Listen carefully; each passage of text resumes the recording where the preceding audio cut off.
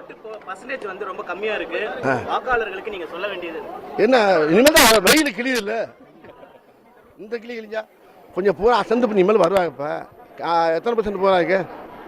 எத்தனை பர்சன்ட் போயிருக்கு? சென்னையில் 30% வரைக்கும் வெயில் ஓவராக இருக்குது. கொஞ்சம் இருந்தாலும் யோசிச்சுருப்பாங்க.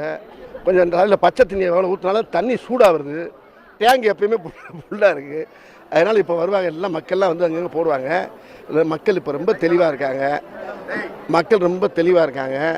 ஆமாம், போன எலெக்ஷனோட இந்த எலெக்ஷனில் தெளிவாக யோசனை பண்ணி ஓட்டு போடுவாங்க.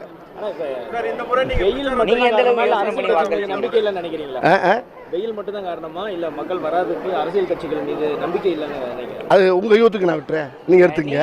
யோசனை பண்ணி வாக்களிச்சிங்க? நான் ஓட்டு போட்டு ஆகணும்ல, கண்டிப்பாக போடணும்ல. ஒரு குடிமகனாக பிறகு வந்து ஓட்டு போடணும். ஓட்டு போட்டு நம்மளுடைய கருத்தை மனசுக்குள்ளே இருக்கிற சொல்லி ஆகணும்ல.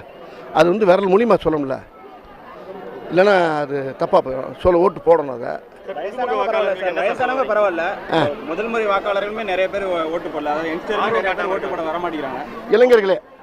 அது எனக்கு சரியா தெரியல. சென்னை போன்ற நகரங்கள் அதை பற்றி பத்திரிகைக்காரங்க நீங்கள் போய் எல்லா வீட்டிலும் போய் விசாரிச்சுட்டு வாங்க. எனக்கு தெரியாது அதை பற்றி. சார், இப்போ கிராமப்புறங்களில் அதிகமாக வாக்குப்பதிவு வருது. சென்னை போன்ற நகரங்கள் கம்மியாக இருக்குது. இங்கே வந்து ஒரு படித்தவர்கள் அதிகமாக இருக்கக்கூடிய இடங்களில் கம்மியாக இருக்கிறவங்க நீங்கள் எப்படி பார்க்க? அது என்னன்னு தெரியல. ஆனால் நேற்றை விட வெயில் ஜாஸ்தி இல்லை எனக்கு. ஆனால் எப்படி இருந்தாலும் ஒரு நல்ல விஷயத்துக்கு ஓட்டு விழுந்திருக்கும். அதான் உண்மை.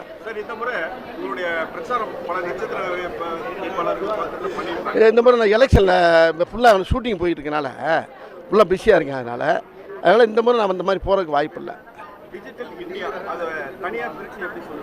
டிஜிட்டல்னாவே எனக்கு என்னன்னு தெரியாது, அது மட்டும் தெரியும். அது வேணால் ஒரு பாட்டு பாடலாம். கண்ணாசி பண்ணார்ல, இந்திய நாடு என் வீடு, இந்தியன் என்பது என் பேரு, எல்லா மதமும் ஓர் மதமே, எல்லார் மொழியும் ஒரு பேச்சு அவன் பண்ணார். அவ்வளோதான். நம்ம இந்தியாங்கிற சொன்னீங்கல்ல, அது மட்டும்தான். நம்ம